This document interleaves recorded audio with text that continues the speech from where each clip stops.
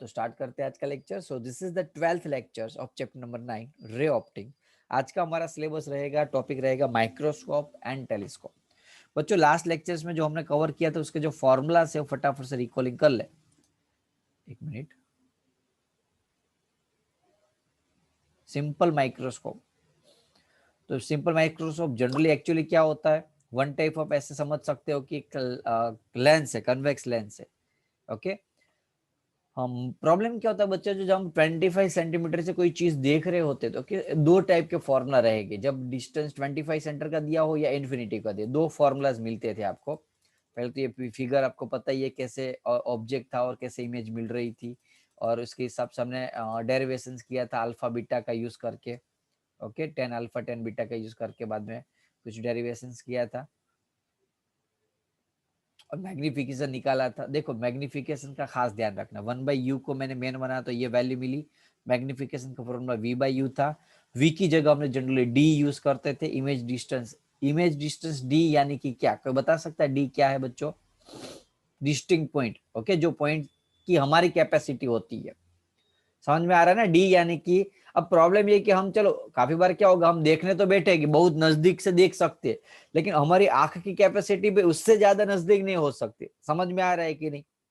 आपने आपने एडजस्ट किया, लाइक एग्जांपल फॉर कि ऑब्जेक्ट अपने माइक्रोस्कोप सेट किया आपके आंख के नजदीक। अब बहुत ज्यादा नजदीक, आप उससे नजदीक से देखोगे तो क्या होगा, नहीं दिखेगा। समझ में आ रहा है कि नहीं? हेलो बच्चों, तो ये ना हो यस सर। तो इसीलिए हम जो इमेज, हम ज्यादा से ज्यादा कितना नजदीक देख सकते हैं, डी जितना। तो हम ऐसा एडजस्ट करेंगे हमारे माइक्रोस्कोप को कि इमेज जो है वो डी से कम डिस्टेंस, सॉरी ज्यादा डिस्टेंस पे है, उससे कम नहीं आना चाहिए। तो हम एग्जैक्टली ले, तो इसीलिए वी की वैल्यू यहाँ डी रखी हुई है। अब समझ में आया डी का कॉन्सेप्ट क्या था यहाँ? डी यानी कि वो पॉइंट जहां तक हम देख सकते, उससे नजदीक नहीं देख सकते। तो उसी हिसाब से d/u, v/u था, v की जगह d रखा था, और बाद में ये डिराइव करते करते ये फॉर्मूला के ऊपर आए थे हम। केस नंबर 1, v की वैल्यू d हो तो ये फॉर्मूला 1 + d/f। नियर पॉइंट के लिए मैक्सिमम इतना मैग्निफिकेशन हो सकता है, लेकिन एक्चुअल में प्रॉब्लम क्या होगा पता है आपको? जब ये फॉर्मूला आप लगाते हो तब आपकी आंख, यानी कि हमें जिस v इमेज डिस्टेंस जब d के ऊपर एडजस्ट करना बैठेगा ना, तब हमारी आंख की कैपेसिटी इतनी पावरफुल नहीं होती। 25 हम बोल रहे हैं, लेकिन हर बार 25 पे आप देखने बैठोगे 25 के आपको जस्ट आपको हेडेक होना स्टार्ट हो जाएगा बच्चों। तो नहू तो ज्यादा नजदीक से नहीं देखते, एक्चुअली थोड़ा दूर से देखते हैं जनरली। ओके, ये तो कौन सा केस हुआ कि जब हम एकदम, हमारी जो लास्ट टू लास्ट कैपेसिटी है ना नजदीक से देखने की। देखो लाइक एग्जांपल फॉर, आपके सामने आपका मोबाइल है, आपको मोबाइल से नजदीक देखोगे जो मैग्निफिकेशन है जितना बड़ा दिख रहा है, जब आप दूर लेते जाओगे दूर लेते जाओगे तो उसकी साइज छोटी होती जाएगी। कंपेयर करो, नजदीक लाओ दूर लाओ, हो रहा है बच्चों? और प्रैक्टिकली करो यार, हो यस रहा है? सर। तो अब हम, यस सर। तो ये क्या है जो एकदम नजदीक से जहां तक हम पूरे मोबाइल को देख सकते, एक टाइम आएगा, मोबाइल है ना आपकी आंख के नजदीक लेके जाओ, एक टाइम आएगा पूरा पूरा मोबाइल ही दिखेगा। देखो आपको उसके बीच वाला भाग दिखेगा, तो आपको पूरा मोबाइल दिखे ना, वहां तक डिस्टेंस ले जाना है। और आप देखना जहां तक पूरा मोबाइल देखे वहां आपको, अब मोबाइल को रखो ऐसे जहां तक आपको पूरा दिख रहा है, खींचो खींचो एकदम नजदीक लाते रहो ना। जहां आप उसको वो पूरा मोबाइल दिखता है वो पॉइंट पे आपको थोड़ा हेडेक जैसा फील होना स्टार्ट हो जाएगा, आंखों में नींद जैसा आना स्टार्ट हो जाएगा। हो रहा है? देख लो तो, यस सर। हो रहा है। क्यों? जस्ट बिकॉज क्योंकि हमारी आंख की कैपेसिटी इतनी नहीं होती है एक्चुअल में। सो डेट्स वाई ये फॉर्मूला नो डाउट थियरिकल टर्म के लिए सही है, लेकिन प्रैक्टिकल टर्म के लिए हमें क्या लेना पड़ता है, इमेज बहुत दूर लेनी पड़ती है। क्या, कहाँ लेनी पड़ती है बच्चों इमेज? दूर। तो ज्यादा दूर मिले इसलिए v की वैल्यू हम इन्फिनिटिव ले, तो आपका जनरल फॉर्मूला मैग्निफिकेशन का d/f मिलता है। बोलो कोई डाउट है बच्चों? No sir. श्योर?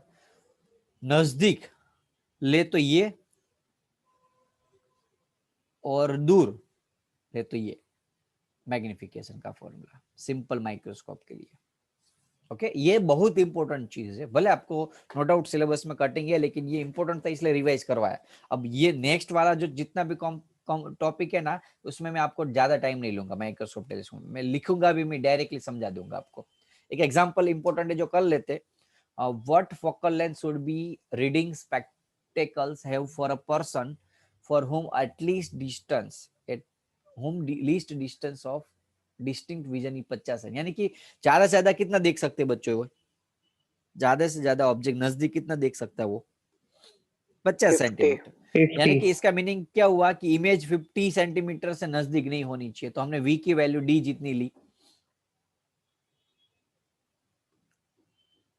अरे यार वो आगे वाला कौन से v is equal to D लिया था ना हमने, वो चलो v यस की वैल्यू डी ली। 1 plus ओके c by हाँ वेरी गुड। अब हमें फाइंड क्या करना है? f। हमें फाइंड क्या करना है बच्चों? f। हमारी एक्चुअल कैपेसिटी कितनी? ऑब्जेक्ट को हम कहां तक रख सकते हैं? नजदीक से नजदीक, 25 नजदीक से नजदीक 25 पे रख सकते हैं। तो u की वैल्यू पता है, v 50 होनी चाहिए, एग्जाम यानी कि लिखा हुआ है। तो f कितना आएगा? कर लोगे? ये लेंस है तो 1/v माइनस 1/u वाला फॉर्मूला डालोगे अब लेंस के लिए। अब v माइनस लेना पड़ेगा, हाँ कि ना? ऑब्जेक्ट भी माइनस लेना पड़ेगा, तो वैल्यू डाल दो। Yes sir. Minus minus plus, solve करोगे तो आंसर आपका आएगा, ऊपर माइनस ले लेता हूँ ये 50 का, 50 एलसीएम, ये -1 और 2 जा तो 1/50, 1/f इज इक्वल टू 1/50। तो f की वैल्यू आई 50। कोई डाउट? आंसर यानी कि ऐसा लेंस लो जिसमें फोकल लेंथ 50 आए, जिससे वो बंदा जो है जिसका लीस्ट डिस्टेंस 50 सेंटीमीटर वो देख सके अच्छे से ऑब्जेक्ट को। क्लियर? हमें क्लियर है बच्चों? Yes yes sir. sir तो बस ये ध्यान रखना। Compound microscope, okay overall recalling करा दूंगा, डिटेल में नहीं जाएंगे हम, जस्ट बिकॉज नॉट सिलेबस। पहले क्या है कंपाउंड? देखो सिंपल माइक्रोस्कोप का एक प्रॉब्लम्स था कि उसका जो मैग्निफिकेशन है एक बार सेट हो गया तो हो गया, उससे ज्यादा नहीं कर सकते। लाइक एग्जांपल फॉर कि भाई आपको पेन, आप मैग्नीफाइंग ग्लास से कोई भी चीज को देखोगे तो इतना ज्यादा मैग्नीफाई नहीं हो जाती। वो उसकी एक लेंथ होती है, डबल, 3 गुना, 10 गुना, 15 गुना, 20 गुना, 25 गुना हो सकती है। लेकिन यदि हमें ऐसी चीज देखनी, अब समझ लो हमारी कैपेसिटी एक भी हम लाइक एग्जांपल फॉर 2 सेंटीमीटर की चीज देख सकते हो, 2 सेंटीमीटर की चीज देख सकते हो। यदि कुछ ऑब्जेक्ट ही, अब हमारे जो मैग्नीफाई ग्लास यूज कर रहे हैं हम मैग्नीफाई ग्लास, उसकी कैपेसिटी समझ लो कि मल्टीप्लाई बाय 100 है, तो हम ज्यादा से ज्यादा क्या चीज देख सकते हैं? हम 0.2 वाले ज्यादा से ज्यादा क्या देख सकते हैं? 0.2 सेंटीमीटर है तो मल्टीप्लाई बाय 10 होगा तो 2 सेंटीमीटर का हम देख सकते हैं, हाँ कि ना? हमारी कैपेसिटी 2 सेंटीमीटर की है, तो ऑब्जेक्ट जब 0.2 का हो तो वो ग्लास 10 गुना बढ़ा देगा, तो अब हमें जाके 2 सेंटीमीटर का कोई चीज देखता है। लेकिन बच्चों ये ऑब्जेक्ट ही 0.00000002 सेंटीमीटर का हो तो क्या करो? समझ में आ रहा है कि नहीं? जब ऑब्जेक्ट 0.000002 सेंटीमीटर, तो चाहे वो 10 गुना भी कर ले, अभी भी वो इनफ मैग्नीफाई नहीं कर सकती जो हम देख सकते। तो उस टाइम पे ये सिंपल माइक्रोस्कोप हमारे लिए कुछ काम का नहीं बन जाता, waste of the money, waste of the time. तो उस टाइम पे जब हम बैक्टीरिया लैब के अंदर, फिजिक्स के सॉरी क्या बायोलॉजी लैब्स के अंदर जाना होता है, तब वो बैक्टीरिया, वो चीज, जब सेल की बात हम कर रहे हैं तब ऐसी छोटी सेल की साइज होती है कि हम शायद उसको 1000 गुना भी मल्टीप्लाई कर देना हमारा माइक्रोस्कोप, सिंपल माइक्रोस्कोप, तो भी नहीं देख सकते। ऐसे बैक्टीरिया के लिए उस मैग्नीफाई ग्लास तो नहीं यूज कर सकते ना हम? कर सकते हैं बैक्टीरिया को देखने के लिए, सेल को देखने के लिए नहीं।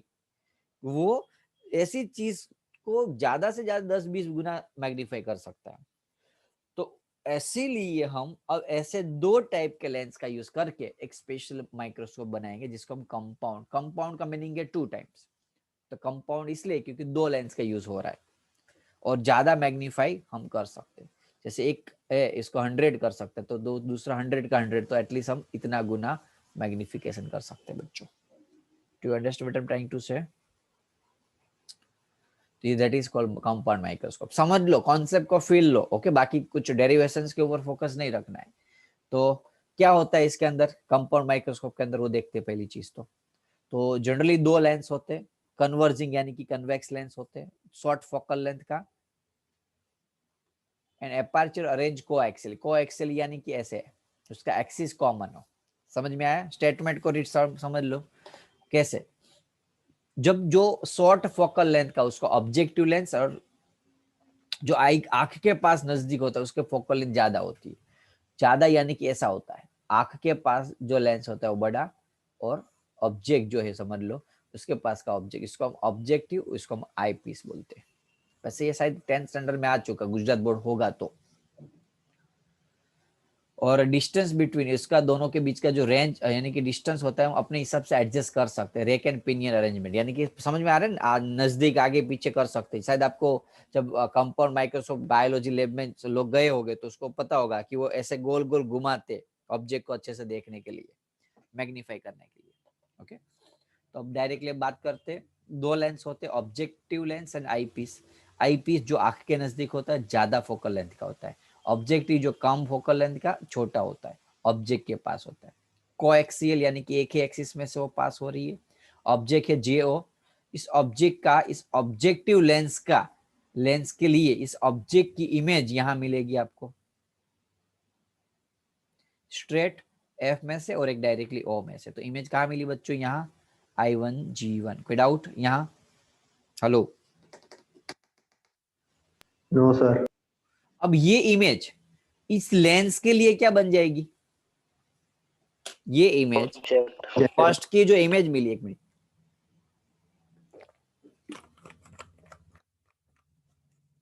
फर्स्ट की जो इमेज मिली वो इसके लिए क्या बन जाएगी? ऑब्जेक्ट। अब इसका इमेज, ये जो सेकंड है, एक्चुअली ऑब्जेक्ट की जो एक्चुअल इमेज थी, फर्स्ट इमेज, उसकी भी एक सेकंड इमेज और फाइनल इमेज यहां मिलेगी आपको। रे डायग्राम आपको फिर से रिपीट कर रहा हूं, पहले क्या करना, लेंस बना दो, ऑब्जेक्ट को रखो, ऑब्जेक्ट रखने के बाद एक स्ट्रेट लाइन और दूसरी लाइन, इमेज मिल गई फर्स्ट। अब इसमें से अब एडजस्टमेंट, ये जो रे ना वो बहुत कॉम्प्लिकेटेड है, तो पहले क्या कर दो पता है, यहाँ ऐसे ड्रॉ कर दो इमेज को, और बाद में ये रे स्टार्ट करो। समझ में आया कि नहीं? इमेज है ना वो पहले बना दो, जिससे प्रॉपर आपको बैंडिंग करने का पता चले। बना लोगे फिगर बच्चों? हेलो? Yes sir. ओके, अब Yes, हमें sir. थोड़ा, तो यहाँ आपको इमेज मिली, ये इमेज, एंगल बता देते। ये जो ऑब्जेक्ट है, ऑब्जेक्ट जो था वो, उसका इमेज बीटा अल्फा है, जो फाइनल इमेज मिली उसका alpha. Okay, angle, visual angle पता है ना, सामने ऑब्जेक्ट की हाइट और नीचे डिस्टेंस, विजुअल एंगल याद करो। तो ये जो ऑब्जेक्ट है उसका विजुअल एंगल बीटा है, और ये जो एक्चुअल इमेज है उसका विजुअल एंगल अल्फा है। मैं बताता हूँ आपको ड्रॉ करके, ये वाला ट्राइंगल, ये अल्फा वाला, और ये सॉरी, ये सॉरी, ये बीटा। वैसे ये और ये एकदम हमने नजदीक ले लिया, तो फाइनली ये समझो या ये समझो एक ही चीज है। ओके, ये ट्राइंगल, ये रहने दो, एक ये ट्राइंगल बनेगा, एक ये ट्राइंगल बनेगा। कोई डाउट है बच्चों? अब एक ये और ये दो ट्राइंगल में हम क्या करेंगे, बाद में वैल्यू डाल देंगे। तो ये बाकी जो चीज मैंने आपको अभी एडजस्टमेंट कराई वो सब कुछ यहाँ, यानी कि आपको जो मैंने बताई वही चीज कि फर्स्ट ऑब्जेक्ट मिलती है, उसके लिए इमेज बन जाती है, वो सब कुछ।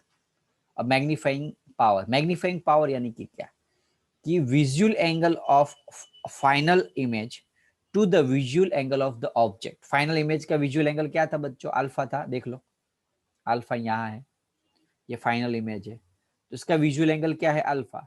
और ऑब्जेक्ट ये रहा ऑब्जेक्ट, तो इसका विजुअल एंगल क्या है? बीटा बच्चों। तो इसका जो रेशियो है उसको हम क्या बोलते हैं? इसका रेशियो हम क्या बोलते हैं? Magnifying power. हेलो बच्चों? Yes, sir.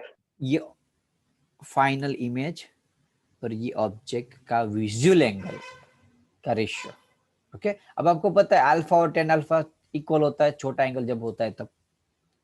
तो बच्चों फिगर से बता दो, चलो टेन अल्फा क्या होता है?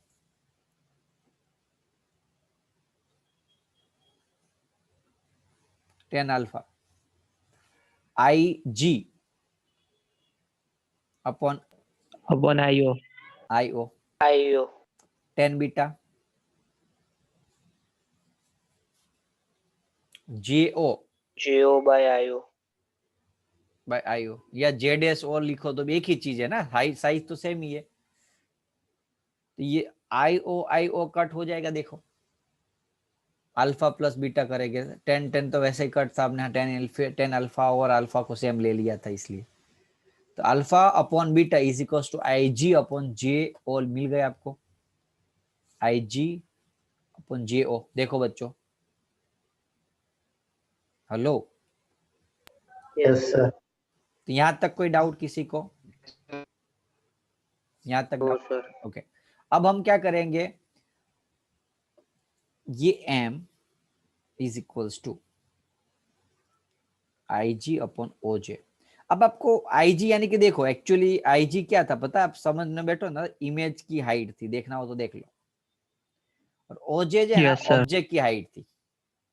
ओके, अब हम क्या करेंगे पता है आपको, कि हम अभी यहाँ एच डे से एच लिखूंगा तो आप कंफ्यूज हो जाओगे, इसलिए जानबूझ के मैंने यही रखने दिया है। वैसे टेक्स्ट बुक में काफी बार एच और एच डैश और एच डबल डैश ऐसा लिखा हुआ है। ऑब्जेक्ट की हाइट एच, ऑब्जेक्ट से जो फर्स्ट इमेज मिली उसकी हाइट एच डैश, और उससे फाइनल इमेज मिली उसकी एच ट्रिपल डैश, इसलिए मैंने एच एच में कंफ्यूजन एज यूजुअली ऐसे रखा हुआ। अब मैं क्या करूंगा पता, ये आपको पता है कि इमेज थी फाइनल इमेज, और ये है ऑब्जेक्ट, तो कौन बचा पता है आपको? बीच वाली इमेज बची। देखो अब यहाँ इमेज आ गई, फाइनल इमेज का आ गया यहाँ हाइट फाइनल इमेज की, और यहाँ ऑब्जेक्ट की आ गई, तो बीच वाली बची कि नहीं बच्चों? देखो देखो देखो, एक मिनट, हमने ये लिया मैग्निफिकेशन इज इक्वल टू क्या लिया हमने अभी अभी डिराइव किया, कट होने के बाद ये मिला था हमें आई जी अपॉन जे ओ। तो आई जी यानी कि फाइनल ऑब्जेक्ट की हाइट एच डेस, सॉरी फाइनल इमेज की हाइट, और ये ऑब्जेक्ट की हाइट एच ओ था कि नहीं? तो ये बेचारा बाकी रह गया था जो बीच वाला था, वो बीच वाला, तो उसका मल्टीप्लाई डिवाइड कर दो, I one G one I two G two, I one G one I one G one, sorry हो सेम वैल्यू। अब पता चला कि नहीं? Yes, sir. अब बच्चों ये ऑब्जेक्टिव लेंस है, तो ऑब्जेक्टिव लेंस में एक्चुअल मैग्निफिकेशन का फॉर्मूला क्या था, याद करो, image of height, Minus V by U. Image of height upon object height. H dash upon H. अब ये जो है ना वो सिंपल माइक्रोस्कोप जैसा बिहेव करेगा, ये वाला। तो सिंपल माइक्रोस्कोप में ये कुछ फॉर्मूला था 1 प्लस डी बाई एफ हो या एफ ही कुछ, याद हो तो? अभी हमने आगे बात की थी Yes, मैग्निफिकेशन का। तो ये जो दोनों वैल्यू है वो यहाँ डाला। अब आपको थोड़ा सा मेहनत करनी पड़ेगी यदि समझना होगा। देखो पहला मैंने काम क्या किया, यहाँ तक तो समझ में आ गया ना बच्चों, ये एम का यहाँ तक पता चल गया ना। अब मैंने क्या किया, ऊपर नीचे मल्टीप्लाई डिवाइड किया आई वन जी वन से। अब ये आई वन जी वन को यहाँ डिस्प्लेस कर दिया और इसको यहाँ ले लिया, समझ में, इंटरचेंज कर दिया यहाँ, देख लो। अब इसको क्या बोलेंगे पता है, I G upon I one G one, object lens की मैग्निफिकेशन, हा कि ना? yes, sir. और इसको क्या बोलेंगे, आई लेंस की मैग्निफिकेशन। देखना ये एक्चुअली फाइनल इमेज की हाइट है और ये बीच वाले की हाइट है, सॉरी उल्टा उल्टा, ये है जो है v बाई यू। हाँ, तो उसकी वैल्यू हम यहाँ डाल दे तो ऐसे आ जाएगा आंसर, ये फर्स्ट ऑब्जेक्ट की और ये सेकंड, ये ऑब्जेक्ट लेंस और ये आई लेंस। तो ये वैल्यू मिली आपको m is equal to M O into M, ये ऑलरेडी हमने एक बार करा दिया ये चीज। अब एम ओ यानी कि क्या था, तो आपको पता है कि भाई डायरेक्ट फॉर्मूला लगा दो, एम ओ यानी कि object upon image v by U H days upon you, हाँ कि ना? ये सब कुछ छोड़ दो, ये नहीं देखना, याद कर, ये सब कुछ याद नहीं रखना, ये ट्राइंगल ब्राइंगल डायरेक्टली हमें पता ही है ना फॉर्मूला, वही डाल देता हूं मैं, क्या एम ओ वाला ये। हेलो बच्चों, मैग्निफिकेशन का फॉर्मूला v बाई यू डाल दिया। दूसरा, अब सिंपल माइक्रोस्कोप जैसा बिहेव करेगा तो उसके लिए मैग्निफिकेशन का ये फॉर्मूला डाल दिया। तो हमने आगे क्या डिराइव किया था, m is equal to M O plus M ही था।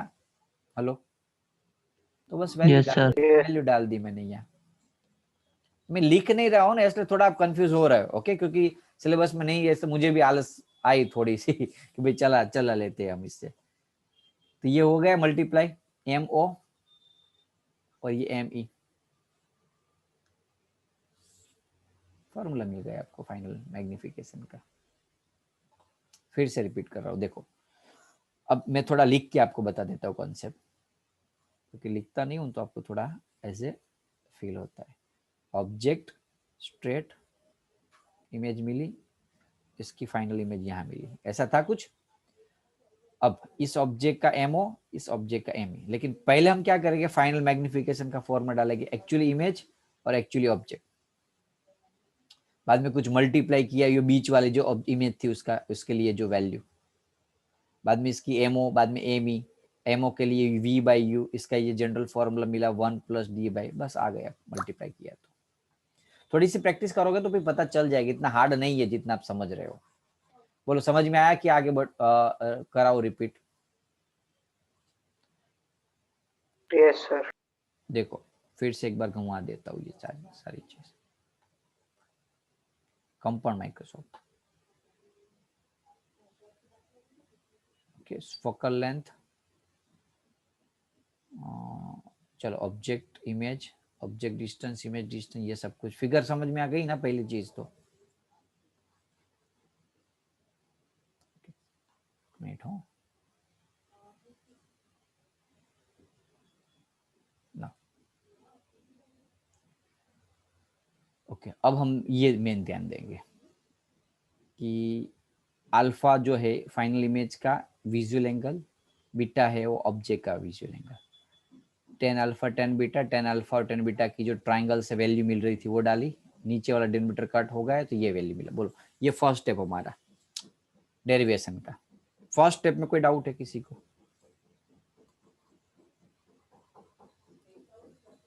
हेलो, No, यहाँ sir. तक ओके। बाद में क्या करना था? No, sir. सेकंड स्टेज में क्या करना था आपको?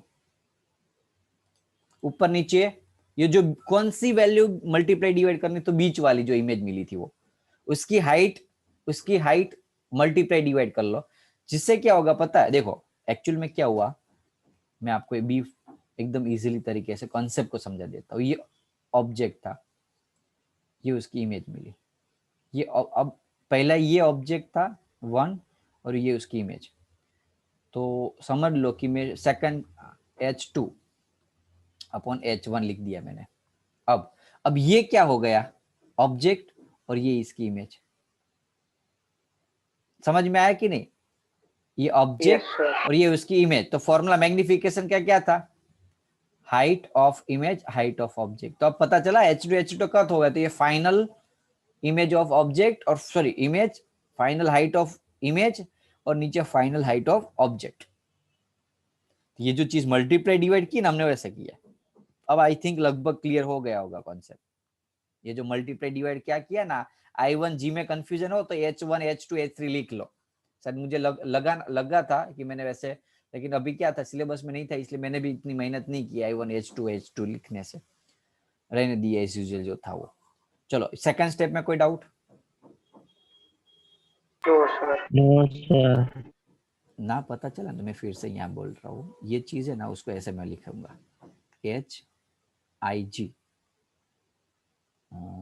MO है ना, तो H2 अपॉन H1, और ये M ही है ना, तो H3 अपॉन H2। अब समझ में आया? देखो अब फर्स्ट ऑब्जेक्ट की हाइट और फर्स्ट ऑब्जेक्ट से जो इमेज मिली उसकी हाइट, तो इमेज अपॉन ऑब्जेक्ट ये इसके लिए। अब ये H3 अपॉन H2 इसके लिए, तो इसके लिए ये जो H3 था फाइनल इमेज और ये H2 है, तो इमेज अपॉन ऑब्जेक्ट। समझ में आया ना अब? तो इसकी जगह हमने क्या लिया? मैग्निफिकेशन ऑफ ऑब्जेक्ट, इसके लिए जगह मैंने मैग्निफिकेशन ऑफ इमेज। चलो सेकंड स्टेप। थर्ड स्टेप में क्या करना था आपको? वैल्यू डाल दी, मैग्निफिकेशन ऑफ ऑब्जेक्ट का, मैग्निफिकेशन ऑफ इमेज का, बाद में दोनों का मल्टीप्लाई कर दिया, आंसर। कोई डाउट है बच्चों? No, sir. श्योर?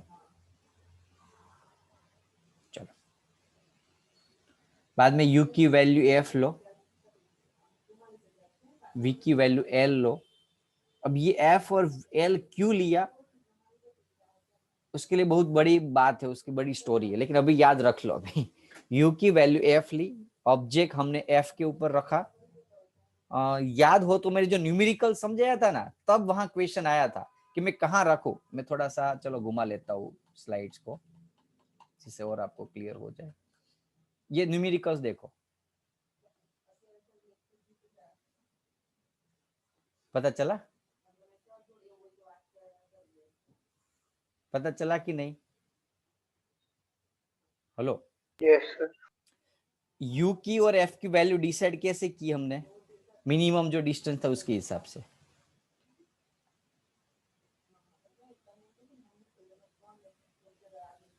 u की value f,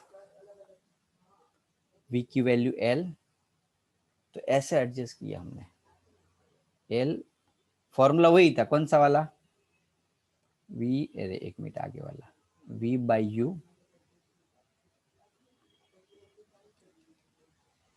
d by f। देखो पता चला ना, v की जगह हमने l लिया और u की जगह f लिया। क्यों लिया उससे पता नहीं हमें, अब वो माइंड में से निकाल दो अभी, क्योंकि इसके लिए मुझे बाकी सारे डेरिवेशन समझाना पड़ेगा।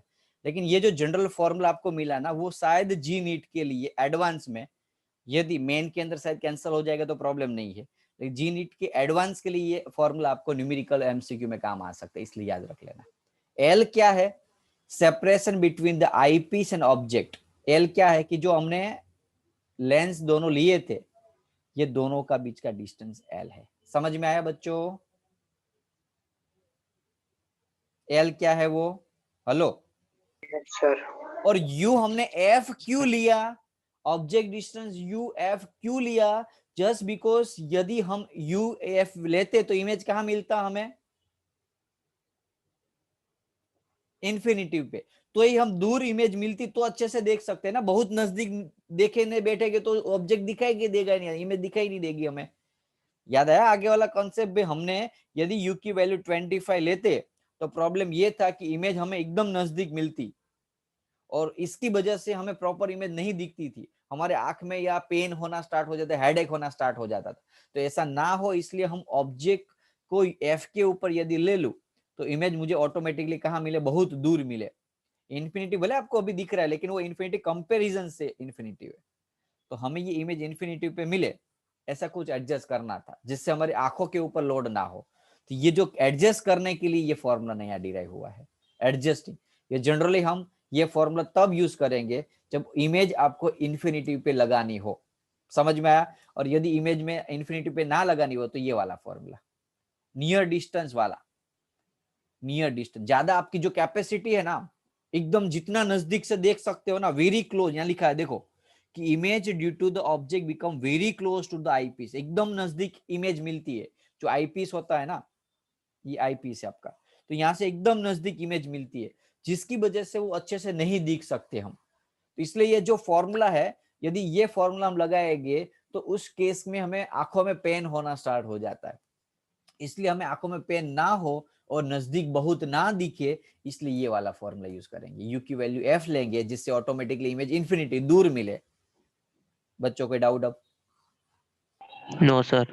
बाकी थोड़ा कॉन्सेप्ट टफ है, लेकिन क्या है, अभी मुझे भी पता चल गया कि दोनों बोर्ड में सिलेबस में नहीं है, इसलिए मैं भी इतना एफर्ट नहीं डाल सकता हूँ, लेकिन जस्ट ट्राई तो किया है मैंने कि भी सब कुछ पता चल। देखो सिंपल माइक्रोस्कोप के अंदर मैग्निफिकेशन के दो फॉर्मूला थे, मैं आपको पूरा का पूरा कॉन्सेप्ट समझा रहा हूँ। सिंपल माइक्रोस्कोप के अंदर, सिंपल माइक्रोस्कोप के अंदर मैग्निफिकेशन के दो फॉर्मूला थे, बोलो कौन से वाले याद करो? एक तो 1 प्लस डी बाई एफ और एक डी बाई एफ। याद है? हाँ कि ना? Yes sir. ये कब लेते थे? जब यू की वैल्यू इन्फिनिटी लेते थे। याद करो, शायद याद हो शायद किसी को तो। Yes, sir. यू की वैल्यू जब हम इन्फिनिटी पे लेते थे तब ये फॉर्मूला यूज करते थे, अदरवाइज नीचे वाला formula. Hello, okay yes sir. चलो Yes, sir. नाउ, अब ये फॉर्मूला कब यूज करते थे? यू की वैल्यू इन्फिनिटी पे नहीं, sorry sorry sorry sorry sorry sorry sorry, बहुत नजदीक मिले तो, बहुत नजदीक, वेरी नियर। और ये जनरल केस के वाले भाई, हमें वो ज्यादा प्रॉब्लम ना हो ये। ओके, तो ये खास दे, तो ये सिंपल माइक्रोस्कोप में था ना, वैसे ही ये कंपाउंड माइक्रोस्कोप में फॉर्मूला मिले। सर सेकंड वाले में इंफिनिटी लेते थे। हाँ हाँ, सेकंड वाले में इमेज की वैल्यू इन्फिनिटी लेते थे। क्लियर? ये सिंपल माइक्रोस्कोप की बात की हमने। और कंपाउंड माइक्रोस्कोप में बच्चों, हेलो, याद करो, अभी ये आगे डिराइव तो हुए यार, क्यों ऐसा कर रहे हो? कंपाउंड माइक्रोस्कोप में बच्चों, M0 into M जो जनरल केस में ये वाला फॉर्मूला था, कौन सा मैग्निफिकेशन का, V by U 1 plus D by F, near. लेकिन जब इमेज हमें इन्फिनिटी पे लेनी हो तो, इमेज हमें इन्फिनिटी पे लेनी हो तो कौन सा formula, minus L upon F हो 1 plus D by F E, sorry यहाँ E हो। बस इतना याद रख लो ना, आज के सेशन में कुछ ना याद रखो तो भी चलेगा। ये सिंपल माइक्रोस्कोप का और ये कंपाउंड माइक्रोस्कोप का, ये जब हमें इमेज इन्फिनिटी पे लेनी होती तो। फर्स्ट वाले केस जो होते हैं उसमें आंखों में पेन होता है, इसलिए जनरली हम फॉर्मूला ये यूज नहीं करते, नीचे वाला यूज करेंगे। स्क्रीनशॉट ले लो, शायद पैम्पलेट में मिले ना मिले इसलिए। ले लिया? बोलो कोई डाउट है अब? No sir. श्योर ना? No, sir. अभी ये जो अभी मैं बता रहा था वही चीज देखो, final image at infinity L by D वाला formula. Okay, 1 plus D by F की जगह बाद में, एक मिनट हो, यहाँ यहाँ गलती की हमने, क्या पता, ये निकाल देना था। जैसे यहाँ डी बाई एफ था ना, यहाँ भी डी बाई एफ आएगा। Okay, Yes, sir. चलो कोई डाउट बच्चों? बताओ आंसर, चलो।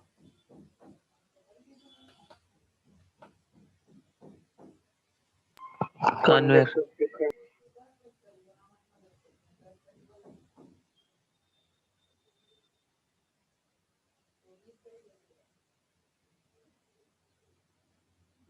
A.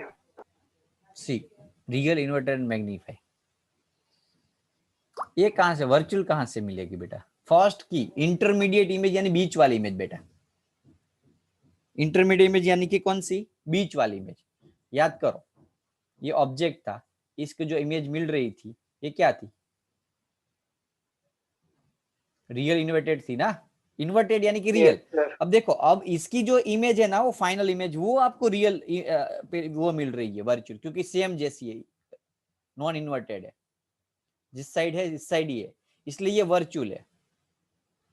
ये जो इंटरमीडिएट इमेज है ना, वो तो रियल ही है। कोई डाउट कॉन्सेप्ट में?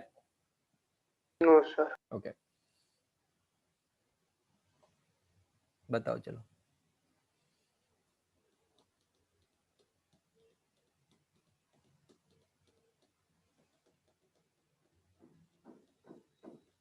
मैग्नीफाइंग पावर, एम की वैल्यू कब इंक्रीज होती है? कॉमन चीज है, एम की वैल्यू किससे डिपेंड करेगी? पावर की, मैग्नीफाइंग पावर, पावर किसके ऊपर डिपेंड करेगा? Focal. Focal length. तो फोकल लेंथ उल्टा रेसिप्रोकल होता है, तो ये डिक्रीज होगी तो ये इंक्रीज होगी। Concept clear? Clear? Yes, sir. चलो टेलीस्कोप की बात करते हैं।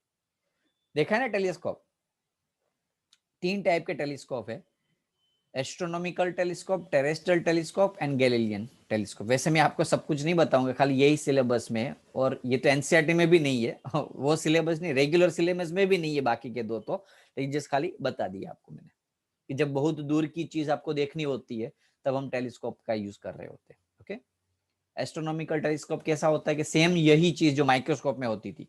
क्या डिफरेंट है, कोई किसी को पता है टेलीस्कोप और माइक्रोस्कोप में डिफरेंट क्या है बच्चों?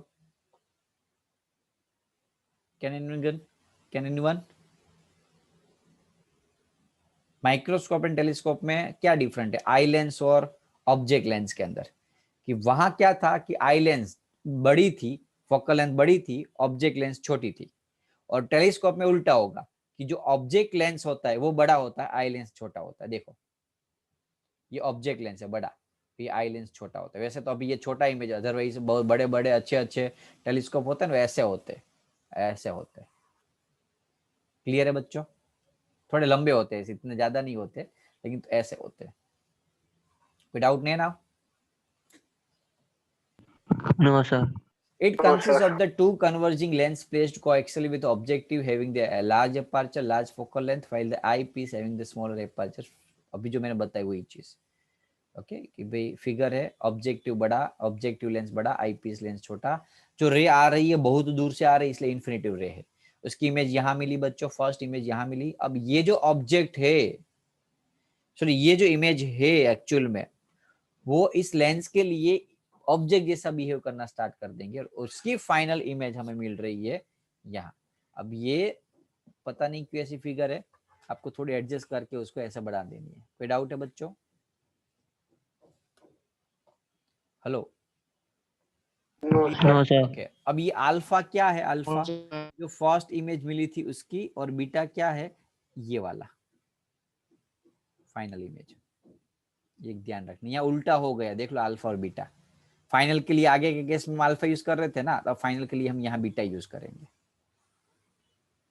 ये बीटा वाला ट्रायंगल और ये अल्फा वाला ट्रायंगल, क्योंकि हमें अल्फा यहाँ नहीं ले सकते। क्यों पता है किसी को? बहुत इन्फिनिटिव से आ रही है ऑब्जेक्ट, पता ही नहीं है, इसलिए हम यहाँ अल्फा कौन सा लेंगे? इस वाला इंटरमीडिएट इमेज का विजुअल एंगल लेंगे।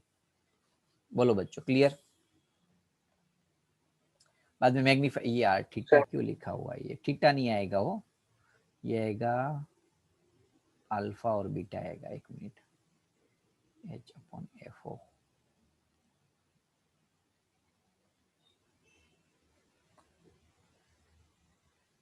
एक मिनट बच्चों, H/FO, ये बीटा और ये अल्फा। ये थीटा निकाल देना हो, भूल से है आ गया, लेकिन थीटा की जगह बीटा और थीटा नोट की जगह अल्फा। क्लियर बच्चों? तो वही चीज जो आगे सिलेबस में दिया था, वो अल्फा लगा दो H/FO, बीटा लगा दो H/UE। अब UE यानी कि क्या है? एक्चुअली UE इज F ही है, सेम ही है। लेकिन जनरली क्या होता है, टेलीस्कोप बहुत लंबा होता है तो इमेज डिस्टेंस आपको पता ही नहीं है। समझ में आया कि नहीं? समटाइम्स इसलिए हम FU की और FE सेम ले लेते हैं। तो दो पॉसिबिलिटी है, इन्फिनिटिव यदि इमेज मिल रही है तो यू कहाँ होगा बच्चों? FE की जगह। तो ये फॉर्मूला मैग्निफिकेशन मिल गया, और ये L की वैल्यू FO + FE जो आगे बताया था वही चीज, कोई चेंजेस नहीं है बच्चों टेलीस्कोप में। और दूसरी पॉसिबिलिटी नियर पॉइंट के लिए, डेरिवेशन में अभी नहीं दिखा रहा हूँ, जो सेम जैसे ही ये फॉर्मूला, इसलिए ओके। थोड़ा सा चेंजेस है वो मैं बाद में बता दूंगा आपको क्या क्या याद रखना है। कॉन्सेप्ट समझ में आ गया ना? पहली चीज तो टेलीस्कोप का कॉन्सेप्ट समझ में आ गया बच्चों। एस्ट्रोनॉमिकल टेलीस्कोप डेरिवेशन अभी हम स्किप कर रहे हैं, राइट, क्योंकि सेम जैसा ही आगे का है इसलिए। चलो reflecting telescope, last topic. Reflecting telescope क्या है? पहली चीज तो जनरली ये जो टेलीस्कोप होता है, कहाँ यूज करते हैं हम रिफ्लेक्टिंग टेलीस्कोप? जब हमें लेंस, अब लेंस में क्या होता है पता? लेंस जो है ना बहुत बड़े होते हैं, हेवी होते हैं, उसको केयर रखनी पड़ती है और महंगे भी होते हैं। तो हम जब कोई लोग इस लेंस को अफोर्ड नहीं कर सकते या इजी केयरिंग नहीं होते सारी लेंस के जो टेलीस्कोप बन रहे होते हैं ना, लेंस की यूज करके, यानी कि आगे जो हमें एस्ट्रोनॉमिकल टेलीस्कोप की बात की वो लेंस का यूज करके बना था। तो वो टेलीस्कोप में सबसे बड़ा प्रॉब्लम तो महंगा है, एक जगह से दूसरी जगह इजीली नहीं ले सकते, ध्यान रखना पड़ता है, बहुत सारे प्रॉब्लम्स है। और लेंस है तो आपको पता है कि यहाँ से डेविएट होके कितना जाएगा वो तो पता ही नहीं है ना। और लेंस से जब रे पास होता है तो प्रॉब्लम क्या होता है, वो शायद बहुत दूर से आ रहे रे है, तो उसमें से ये कलर चेंजेस होना, यानी कि कलर प्रॉब्लम्स भी जनरेट होना स्टार्ट हो जाता है। डिस्पर्जन का प्रॉब्लम्स होता है, क्योंकि हमें इमेज एक ही कलर की दिखनी है तो ही अच्छे से दिखाई देगी। अब अलग अलग कलर की दिखाई देगी तो प्रॉब्लम, यानी कि आप धुंधली सी इमेज दिखाई देती है जनरली। सो दैट्स व्हाई ये लेंस का सबसे बड़ा ड्रॉबैक था। फर्स्ट महंगा है, इजिली हम दूसरी जगह ले नहीं जा सकते, और ये डिस्पर्सन का जो प्रॉब्लम है वो तो है ही हमारे लिए। तो ये सोल्व आउट करने के लिए हम मिरर का यूज करके टेलीस्कोप बनाए। किसका यूज करके बच्चों? मिरर का यूज करके। तो दो मिरर्स होते हैं जनरली ऐसे, बड़ा सा मिरर होता है, लेकिन यहाँ बीच में वैसे थोड़ा ज्यादा गैप बना दिया है यहाँ, लेकिन थोड़ा सा गैप होता है ऐसे, ऐसे छोटा सा गैप। समझ में आ रहा है बच्चों? तो ये जो मिरर्स है एक्चुअली पूरा एक ही मिरर होता है, वो ऐसे होता है, ये थोड़ा बीच में जगह होती है, उसको ऑब्जेक्टिव मिरर बोलते हैं, और ये सेकेंडरी मिरर है। क्या बोलते हैं उसको हम? Objective mirror, secondary. अब क्यों इसलिए यूज किया? पहले हम क्या करते थे, पहले जो इन्फिनिटिव से इमेज आ रहे थे ना, उसको एक जगह पे कॉन्सेंट्रेट किया। एक्चुअली ये यहाँ मिलती है इमेज, इन्फिनिटिव से आ रहे हैं रे की इमेज यहाँ मिली। अब ये इमेज इसके लिए क्या हो जाएगी? ऑब्जेक्ट जैसा बिहेव करेगी। वैसे एक्चुअल में ऐसा होता नहीं है, डायरेक्टली डबल रिफ्लेक्शन से इमेज मिल जाती है हमें, और यहाँ आपको ये एक्चुअल इमेज जनरेट होती है एकदम नजदीक आई पीस से, और मैग्नीफाई होकर दिखती है। बस इतना कॉन्सेप्ट था। डेरिवेशन वेरिएशन इसके अंदर तो है ही नहीं कुछ रिफ्लेक्टिंग टेलीस्कोप के अंदर। Okay, light weight, portable, low cost, easy to handle, ये सबसे बड़ा उसका प्लस पॉइंट है, जिसकी वजह से जनरली ज्यादातर बहुत लंबे लंबे टेलीस्कोप नहीं आते बच्चों, देखा होता तो ये बहुत लंबे लंबे टेलीस्कोप देखे होंगे आपने ऐसे। हेलो, अरे ना, Yes, हाँ ना sir. तो बोलो यार, जागते हो ना सभी स्टूडेंट। अरे सिलेबस में कट, इसका मीनिंग ये नहीं भी नहीं समझना है यार, जनरल नॉलेज के लिए समझ लो। यूट्यूब पे वीडियो, अच्छे वीडियो की नहीं देखते हो, बस ऐसे समझ लो कि कुछ जनरल जीके का हम लेक्चर अटेंड कर रहे हैं, कुछ एक्स्ट्रा चीज डिस्कवरी चैनल देख रहे हैं, ऐसा फील कर लो टॉपिक को, ना याद रखना हो तो भी। तो जो लंबे लंबे होते हैं ना, यही होते हैं रिफ्लेक्टिंग टेलीस्कोप होते हैं। ओके, इमेज उसकी एकदम ब्राइट मिलती है, प्रॉपर मिलती है, और आपको पता है कि एकदम परफेक्ट इमेज मिलती है, इसलिए हम जनरली इस टाइप के टेलीस्कोप का यूज कर रहे हैं। Okay, reflecting. यदि एग्जाम ऐसा रिफ्रैक्टिंग पूछे तो ये वाला बताना है, कौन सा वाला, वैसे एग्जाम में पूछेगे ही नहीं, सिलेबस में नहीं, इसलिए रिफ्रैक्टिंग ड्रॉ पूछे तो ये वाला। Astronomical is one type of refracting telescope, और यदि रिफ्लेक्टिंग पूछे तो ये वाला, सॉरी ये वाला। कोई डाउट बच्चों? तो sir. श्योर, बता दो। ये चलो रहने दो, ये सारे एक्स्ट्रा क्वेश्चन एमसीक्यू सिलेबस में कैंसिल है, इसलिए रहने देते हुए।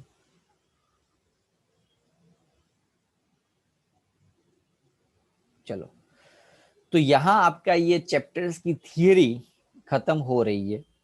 कोई भी प्रॉब्लम्स, कोई भी क्वेश्चंस के अंदर डाउट हो तो पूछ लो, अदरवाइज में रिविजन्स करना स्टार्ट करवा दो चैप्टर का। है किसी को कोई डाउट? पीछे के टॉपिक में खाली कॉन्सेप्ट को समझना। ओके, आगे के टॉपिक जो इंपॉर्टेंट है वो मैं आपको अभी बता रहा हूँ, कौन से टॉपिक में कहाँ इंपॉर्टेंट है। कोई डाउट किसी को बच्चों? Hello, no sir. No sir. Okay, तो जस्ट वेट करो एक मिनट, रिकॉर्डिंग बंद रहा था, नहीं भूल गया था मैं।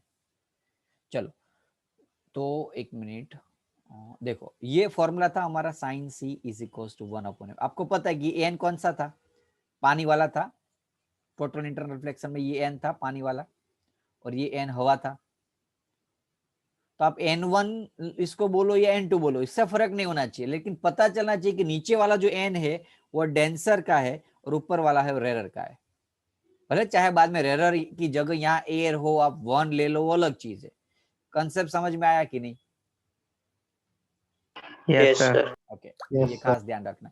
तो इम्प्लीकेशन ऑफ TIR कहाँ कहाँ यूज होता है? टोटल इंटरनल रिफ्लेक्शन के जो कंडीशन है वो, ये कंडीशन एक बार देख लो। ओके, नाउ डिस्पर्जन कैसे होता है? तो विजिबल लाइट आई 7 कलर में डेविएट हो गई। ओके, 7 कलर में क्या हो गई? ऐसे डेविएट हो गई। ओके, विबगोयर कलर की एक स्क्रीन बन रही है। चलो,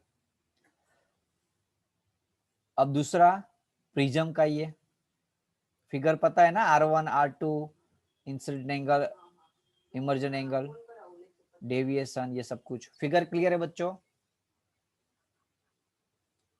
Yes, sir. हाँ ना, बोलते रहो तो एटलीस्ट पता चले यार मुझे। चलो, नाउ स्नेल्स लॉ। क्या था स्नेल्स लॉ? बोलो। n1 sin theta 1, n2 sin theta 2, clear ना? n1 sin I is equal to n2 sin R। n1 sin I, n2 sin R। यहां से रे यहां गया, ये इंसिडेंट एंगल, ये रिफ्लेक्टेड एंगल। n1 से रे कहां गया, n2 पे। ये फॉर्मूला याद रख लो तो भी काफी सारे न्यूमेरिकल आपसे सॉल्व हो जाएंगे। क्लियर है? स्नेल्स लो बच्चों। Yes sir. बाकी रिफ्लेक्ट इंडेक्स का फॉर्मूला सी बाई वी, ये भी याद रखना। रियल एंड एपरेंट डेप्थ का फॉर्मूला देख लो, mu N reflective index N, N is equal to ऊपर real depth H upon H डेस एपरेंट डेप्थ। क्लियर? चलो यस सर। बाद में रिफ्लेक्शन एंगल का formula I is equal to E. Okay, plane mirror is rotated by angle theta, reflected ray rotated bye 2 theta. ये concept ध्यान रखना। Plane mirror होता है ना, उसको रोटेट कर दो एंगल थीटा से, तो जो रे होते हैं कितना रिफ्लेक्ट होने स्टार्ट हो जाएगा, डबल एंगल से। ओके, दूसरा प्रिज्म के फॉर्मूला देख लो, sine A plus delta M by two sine A by two. Prism का ये वाला formula mu minus 1 into A. Clear है फॉर्मूला बच्चों? Yes sir. बाद में एंगुलर डिस्पर्जन वाला मैंने देखो, ये है ना एक टाइप के हाई लेवल के माइंड मैप है। ऐसा कोई लल्लू पप्पू माइंड मैप नहीं है जो मैं आपको ये शेयर करके बता रहा हूँ। It's a best mind map जो अभी तक मैंने देखा है। सारी चीज, सारे कॉन्सेप्ट इसके अंदर देखा है, बताया है इसके अंदर। तो बहुत खास इंपॉर्टेंट है। जिस स्टूडेंट के पास ये माइंड मैप नहीं है तो मुझे पर्सनली मैसेज करना, या तो मैं ग्रुप में अभी सेंड कर देता हूँ। वैसे मैंने जेरोक्स करके भी सभी को दी थी स्टार्टिंग में। ओके, यदि जिसके पास अभी भी जेरोक्स नहीं हो तो मुझे बताना, अभी मैं ग्रुप के अंदर ही उसका भेज देता हूँ। उसमें सारे चैप्टर कैसे माइंड मैप है। माइंड मैप भी आप याद करोगे तो आपको 20-30% का रिवीजन हो जाएगा अच्छे से। ओके, बाद में एंगुलर डिस्प्लेसमेंट का फॉर्मूला, डिस्पर्सिंग पावर का फॉर्मूला, मीन डेविएशन का फॉर्मूला, ये सारे देख लो कॉन्सेप्ट। ये सारी चीज मैंने समझाई हुई है, देखो है कि नहीं? वायलेट रेड यस का। सर। ओके, चलो पावर ऑफ लेंस यानी कि 1/f। यदि दो पावर हो P1 P2, ये D क्या है, दोनों के बीच का डिस्टेंस। यदि डिस्टेंस ना हो तो डायरेक्टली एडिशन, और यदि डिस्टेंस हो दो लेंस के बीच में तो ये वाला फॉर्मूला। क्लियर है? लेंस का फॉर्मूला 1/v u है, मैग्निफिकेशन का फॉर्मूला, लेंस मेकर फॉर्मूला। ये कर्व सरफेस के लिए जो फॉर्मूला था n2/v minus n1/u is equal to n2 minus n1 upon r, जहाँ n2 डेंसर एंड रेयर। इसलिए मैं जनरली क्यों हर बार आपको n1 n2 की जगह डेंसन रेयर वाला कॉन्सेप्ट समझाता हूँ, क्योंकि n1 n2 में कंफ्यूज हो जाओगे। भाई पहले n1/u आता था या n2/v आता था, हाँ कि ना? हो रहा है ना ऐसे काफी सारे स्टूडेंट को इस चैप्टर के अंदर कंफ्यूजन। तो आप कभी n1 n2 भले मैंने आपको बताया वो लिखा हो, लेकिन आप ऐसे याद रख लो कि v के ऊपर जो था वो डेंसर मीडियम था, और u के ऊपर जो n1 था वो n था, वो रेयर मीडियम था। समझ में आ रहा है? Denser upon v minus rare upon u, ऐसे याद रखो। Denser minus rare upon r, ऐसे याद रखोगे ना n2 और n1 तो कंफ्यूज हो जाएगा कि n2 डेंसर था या n1 डेंसर था, कौन सा n1 और कौन सा n2। इसलिए तो ये खास ध्यान रखना। लेंस मेकर फॉर्मूला तो पता ही है आपको ये। Okay, 1/f n2 minus n1 upon n1, 1 upon r1 minus r2। लेकिन यहाँ जनरल फॉर्मूला यूज कर रहे म्यू का, म्यू यानी कि n2 upon n1। Mirror formula ये है, इसका मैग्निफिकेशन। कंपाउंड माइक्रोस्कोप का खाली इतना फॉर्मूला याद, मैंने बताया था ना आपको कि मैं फॉर्मूला बताऊंगा, बस इतना याद रख लो। ज्यादा कुछ याद रखो ना याद रखो, इस माइक्रोस्कोप में इतना याद रख लो। देखो ये सारी चीज मैंने बता दी। Magnification power, magnification least distance वाला देखा है मैं, नियर वाला मैंने नियर वर्ड यूज किया था वहां, इन लोगों ने लीस्ट लिखा हुआ है ये फॉर्मूला। और इन्फिनिटी वाला ये formula. Hello hello, yes sir. जागते Yes, हो sir. ना यस सर। कि सो गए? तो यार आंसर तो देते रहो Yes, यार sir. मुझे। तो ये इतना ज्यादा कुछ नहीं करो, तो ये फॉर्मूला, फिगर, उसका कंसेप्ट बस, तो भी शायद पूछ लेना तो भी कर सकते हो। वैसे नहीं पूछेगा लेकिन पूछ ले तो भी कर सकते हो। टेलीस्कोप में भी सेम चीज देख लो, उल्टा हो जाएगा खाली। देखो टेलीस्कोप में है L/f की जगह FO/FE, FE/D की जगह D/FE। देख लो तो कंपैरिजन से कुछ याद रख लो, जो माइक्रोस्कोप में था उसका उल्टा। मैग्निफिकेशन FO/FE, मैग्नीफाइंग पावर का formula FO/FE, FR/2FE। Reflecting telescope, ये टॉपिक अभी समझाया नहीं है, लेकिन शायद इनके एमसीक्यू में काफी बार आ जाए, रेयर ऑफ रेयर केस में जी नीट के अंदर यदि आ जाए तो ये फॉर्मूला खाली याद रख लेना रिफ्लेक्टिंग टेलीस्कोप का बच्चों। सॉरी ये तो समझा जाए, टेरेस्ट्रियल बाकी रहा था, सॉरी ये याद रख लेना, ये वाला टेरेस्ट्रियल टेलीस्कोप का distance between the object and eyepiece का ये फॉर्मूला FO/4F+FE। ओके बोलो Yes, कोई sir. डाउट है आज के सेशन में? जो भी मैंने समझाया था उसके अंदर से ये पूरा मैंने माइंड में सारे फॉर्मूला रिकॉलिंग करवा दिए और जो टेलीस्कोप माइक्रोस्कोप थे उसका कंसेप्ट एंड उसके फॉर्मूला बता दिए। कोई डाउट हो तो बताओ, अदरवाइज यदि डाउट ना हो तो लेक्चर्स को एंड करें। नेक्स्ट लेक्चर्स के अंदर एक्सरसाइज सोल्व करके आना है आपको। बताओ चलो जल्दी, कोई डाउट हो तो। सारे फॉर्मूला याद रख लिए बच्चों? कल आपकी Yes, sir. ओके कल है ना, ज्यादा नहीं, कल आपकी टेस्ट है ना केमिस्ट्री की, ऐसा है ना, चलो रहने देते।